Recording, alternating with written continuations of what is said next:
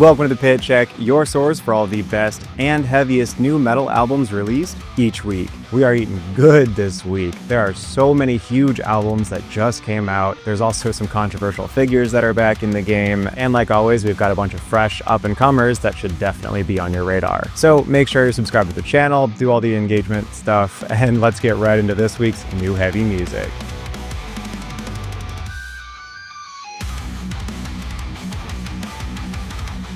Guys, we are in a new golden age of deathcore.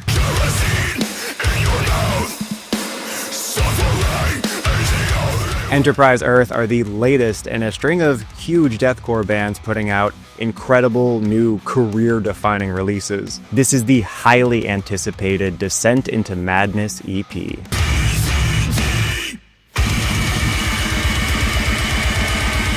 My God, are they at the top of their game for this one. The drummer is amazing, the breakdowns are soul-crushing, and the vocals have so much range. I also love that they've been incorporating some of these choral, almost Gregorian chant undertones throughout some of the choruses.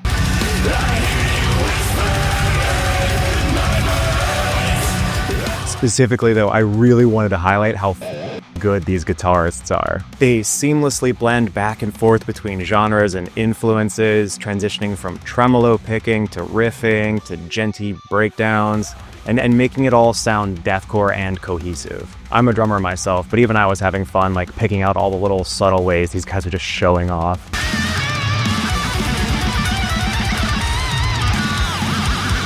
This is only a 6-song EP running about 24 minutes, and it's being self-released, which we always love to see. It doesn't feel short by any means, but by the end of it, you're definitely going to be wanting more.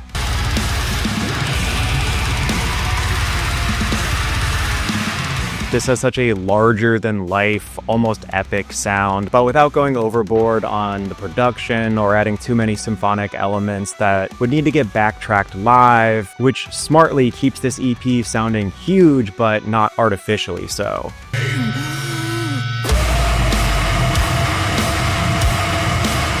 I also really appreciate all the black metal and non-deathcore elements that they've incorporated into this album. They were toying around with some of these elements in their last release, and I liked that, but here they've been able to step it up a notch, and they've really been able to just beautifully and cohesively weave together all of these elements in a way that feels so much more natural and so hard-hitting.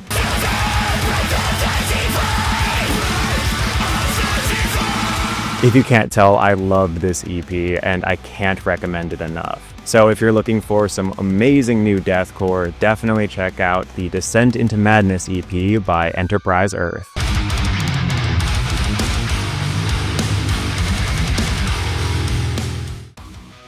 Oh boy, here we go. After a whopping 7 years, the controversial metal band All That Remains are back with their latest studio album.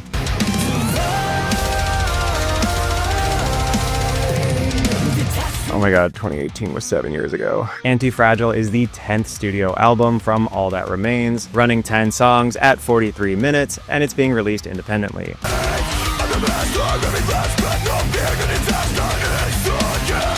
If you listen to metalcore or heavy metal, you're probably at least aware of this band or have heard of some of their controversies, or like me have just had genre whiplash from all their releases. Is this release going to be death metal, metalcore, or butt rock? Only one way to find out.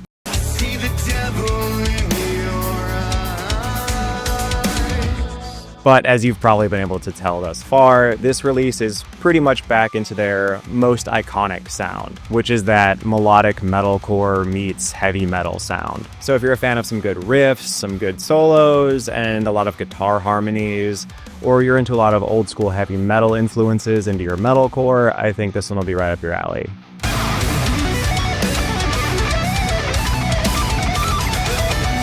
As mentioned, All That Remains have been highly controversial as of late, with their vocalist Phil Labonte being extremely vocal on various social media platforms about his politics, which lean right-wing or libertarian depending on who you ask. with Phil himself even being a regular recurring guest on Tim Pool's podcast. That said, I wouldn't normally be bringing up politics, and you can form your own conclusions about his beliefs. This is a music show. I'm not going to tell you how to feel. But in regards to this album, the songs both thematically and lyrically explore the ideology that surrounds Phil's politics. So in this case, the politics are the music. Sorry, I can't separate them this time, but I promise to stay neutral here. So just to give you some of the commonly pointed to examples, the song Kerosene seems to be about how we shouldn't feel guilty about our heritage and no longer perpetuating the cycle of being blamed for things that your ancestors did before you were born. But some people have been calling it sort of a dog whistle for the anti-white guilt crowd,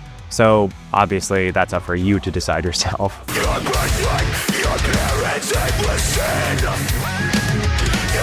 The title track, Antifragile, explores being tough in the face of propaganda, but thankfully it's not cringy or in your face enough to use a phrase like fake news or anything.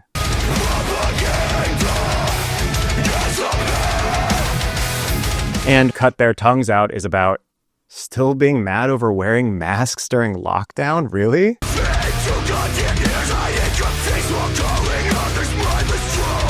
So if you are someone who can separate the art from the politics, and I guess just ignore the lyrics, this album actually does feel like a great culmination of everything this band has ever created throughout the years. Their musicianship really feels like it's at an all-time high here, with the guitarists and the drummer being disgustingly good and never stepping on each other's toes, which is one thing I've noticed quite a bit on this album, and it definitely comes from decades of experience. They know exactly when to show restraint. They never fall into any traps that a younger band would fall into, sounding too chaotic or letting the elements get too muddied up with each other. Instead, here they choose to let one or two elements take the forefront and everyone supports them instead of competing for your attention all at once, which is again a super pro move.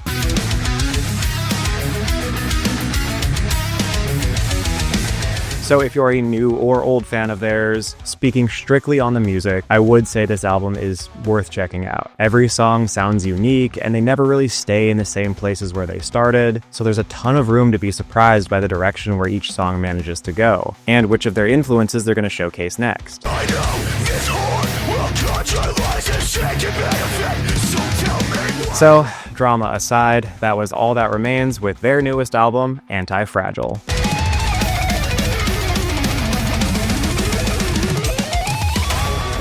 If you're into some great American metalcore, Great American Ghost is back with their newest album, Tragedy of the Commons.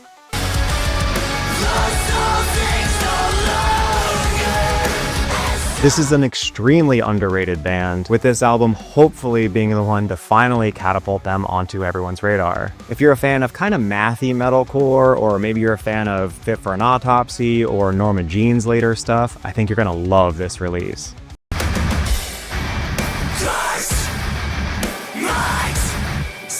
Honestly, if you love panic chords, you're gonna love this one.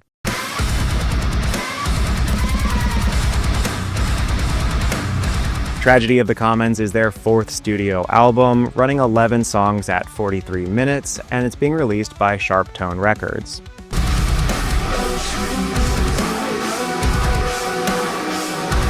About the album, vocalist Ethan Harrison said, "We are a political band and we always have been." Man, there is a theme today. We integrate extreme views into what we do, which is extreme music. Rather than write another generally political album, we tried to play into broader themes of hopelessness. Normal people are losing control on a constant basis.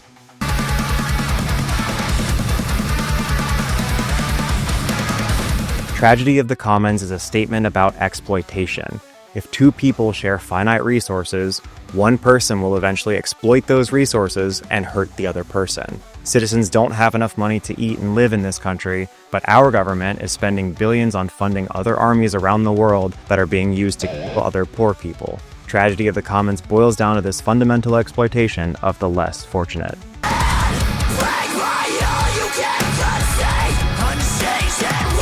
So if you like that chaotic, high-energy metalcore with some catchy choruses and melodic through lines, then definitely check out the newest album, Tragedy of the Commons by Great American Ghost.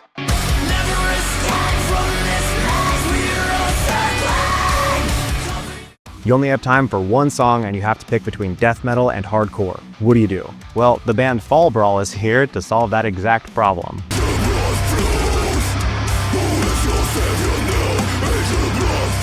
FallBrawl is a truly unique project that started as a beatdown hardcore band and then throughout the years have been adding more and more death metal elements, even taking a multi-year creative break to find themselves before finally arriving here at this perfect intersection between these two genres.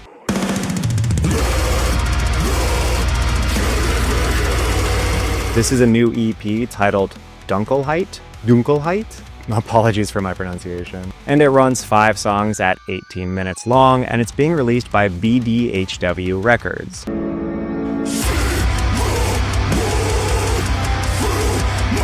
About this new EP, FallBrawl had this to say. The new FallBrawl sound is a mixture of the usual hard breakdowns and, as the name already promises, a very dark and metallic atmosphere. Fans, as well as new listeners, can look forward to a more technically sophisticated, demanding, and familiar hard FallBrawl release.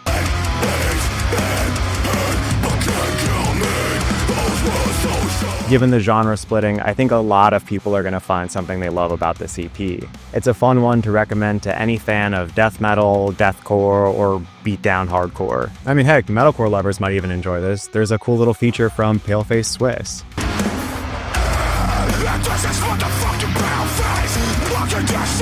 So if you want some new and interesting genre-bending music, I highly recommend FallBrawl's newest EP, Dunkelheit.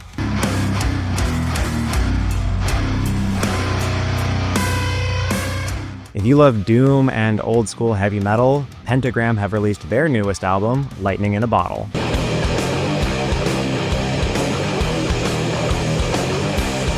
Pentagram are one of the biggest doom metal bands of all time, being considered one of the big 4 of doom metal alongside Candlemass, Saint Vitus, and Trouble.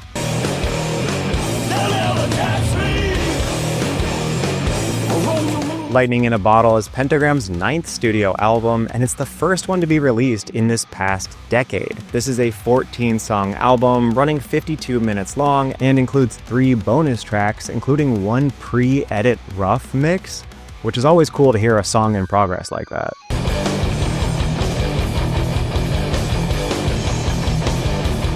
Pentagram was formed in 1971, despite a few lineup and name changes, but didn't actually release their debut album until 1985. And it's cool that this album, despite having a really clean production, still sounds like it'd be right at home in the mid to late 80s. It's like having the best of both worlds. It gets to be nostalgic while also still sounding fantastic on your modern speakers.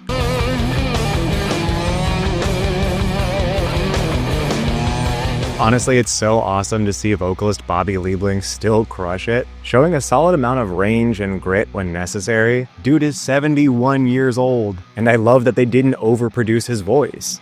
It's pitchy and wavering at times, but that goes to serve it incredibly well with this rougher, live-sounding mix.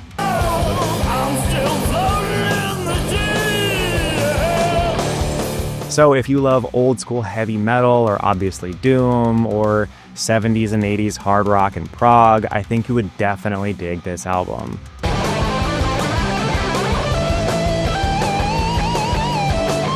Again, that was the absolute legends Pentagram with their latest album, Lightning in a Bottle.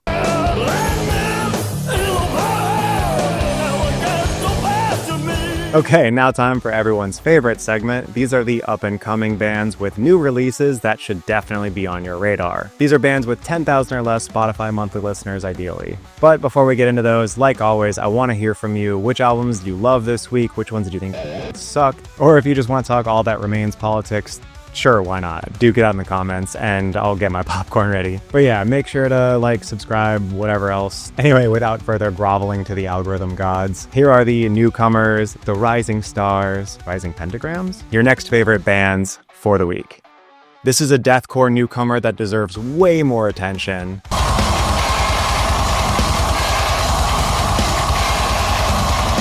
Haine is a really groovy deathcore band from Malta, and they have just released their debut album, Fertile Void.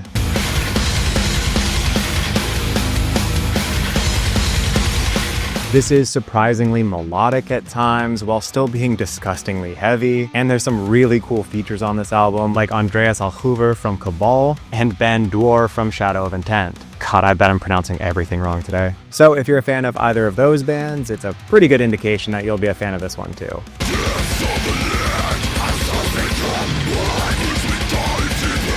About the album, Haine said, "This album explores themes of human emotion, self-discovery, and personal transformation. The album's narrative, conveyed through its 10 tracks, invites introspection while delivering Haine's signature intensity."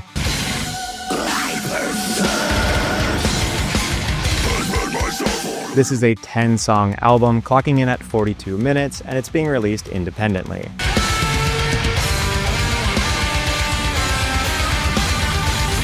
So if you like melodic but kind of gritty, rough around the edges deathcore, definitely check out Haine's newest album, Fertile Void.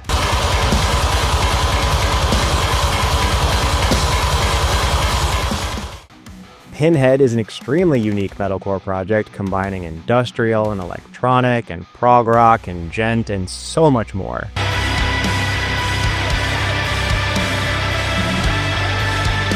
Bands like this are always kind of hard to give recommendations for because it's a band that sounds different on every song, let alone within the same song.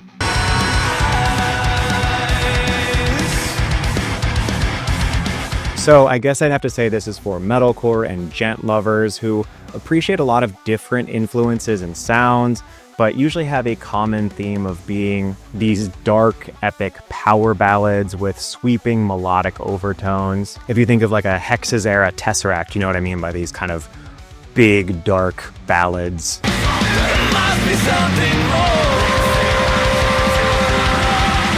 Their latest album, Egomessiah, is a 12-song album, clocking in at 1 hour and 4 minutes, and it's being released by No Cut Music. So if a surprisingly well-blended mishmash of all these different elements sounds interesting to you, then definitely check out Pinhead's newest album, Egomessiah.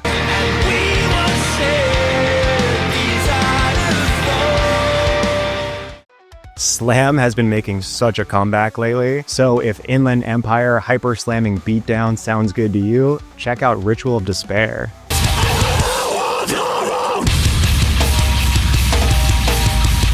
This band is obviously beatdown hardcore and slam, and a little bit of death metal, maybe some deathcore, and they have a new album out titled Forced Opposition.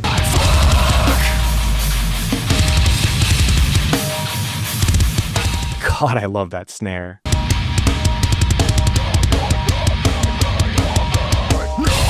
This is an 8-song album, clocking in at just 20 minutes, and it's being released independently.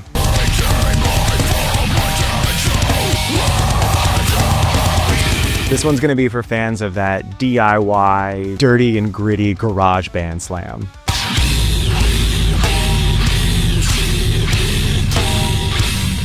Speaking of which, if you love slam, Relics of Humanity are back with their latest album, Absolute Dismal Domain.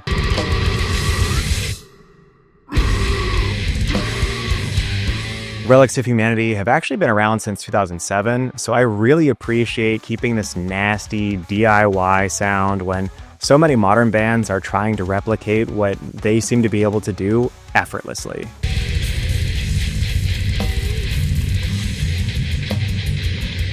This is a 9-song album, clocking in at 32 minutes, and it's being released by Willowtip Records.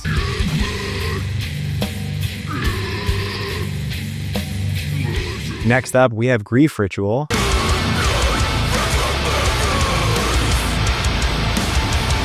This is a metallic hardcore band with their newest album, Collapse.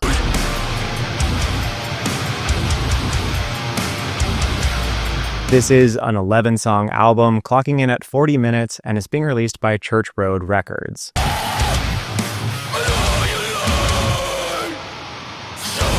And that's it for this week. Thanks again for joining me on these weekly heavy metal new releases. Let me know if there's any albums that I missed or something I picked up on. Or hey, maybe watch another video if you missed last week's new albums. And I'll catch you next week for another Pit Check.